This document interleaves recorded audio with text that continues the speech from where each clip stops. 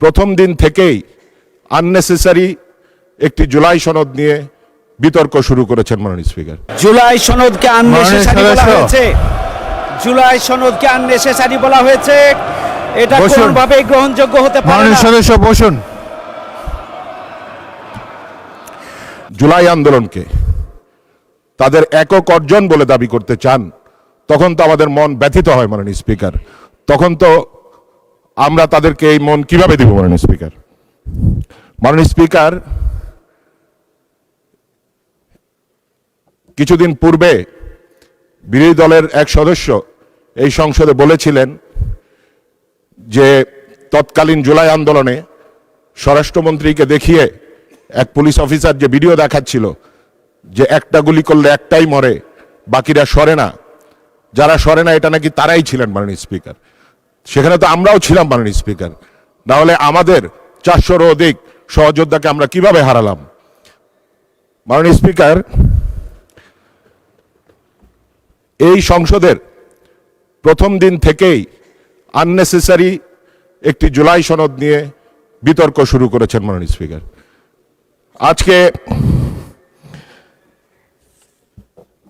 আমি একটি সত্য তুলে ধরতে চাই। 2018 সালে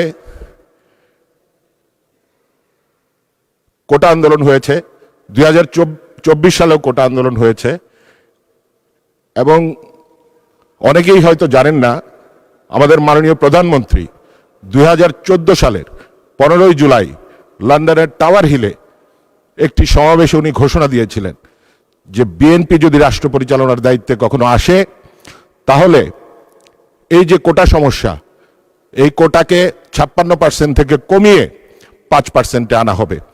আমাদের মাননীয় প্রধানমন্ত্রী কতটা বিচক্ষণ, কতটা দূরদর্শী মাননীয় স্পিকার, যে আজ থেকে সেই 2014 সালেই তিনি সেটা উপলব্ধি করতে পেরেছিলেন।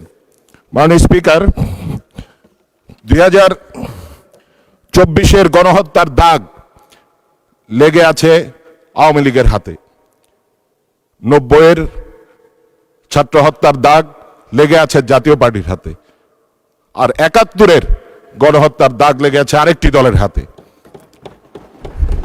মাননীয় স্পিকার, বিএনপি। মাননীয় সদস্য, আপনি 2 মিনিটে আপনার বক্তব্য শেষ করেন। 2 মিনিট। মাননীয় স্পিকার, বিএনপি একমাত্র দল যাদের হাতে কোনো রক্তের দাগ নেই। বিএনপি হচ্ছে বাংলাদেশের মানুষের আশ্রয়স্থল, এবং বিএনপি গণমানুষের অধিকার নিয়ে, গণতন্ত্র নিয়ে কাজ করে।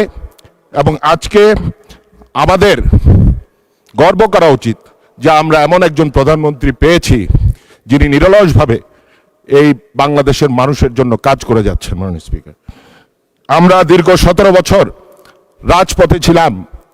আই রিপিট মাননীয় স্পিকার, 17 বছর। এখানে আমার ডান পাশে যারা বিরোধী দলের সদস্যরা আছেন তাদের অনেকের রাজনৈতিক ক্যারিয়ারও হয়তো 3-4 বছরের বেশি নয়। তো মাননীয় স্পিকার, আমাদেরকে রাজপথের হুঙ্কার দিয়ে রাজপথে আন্দোলনের কথা বলে লাভ নেই।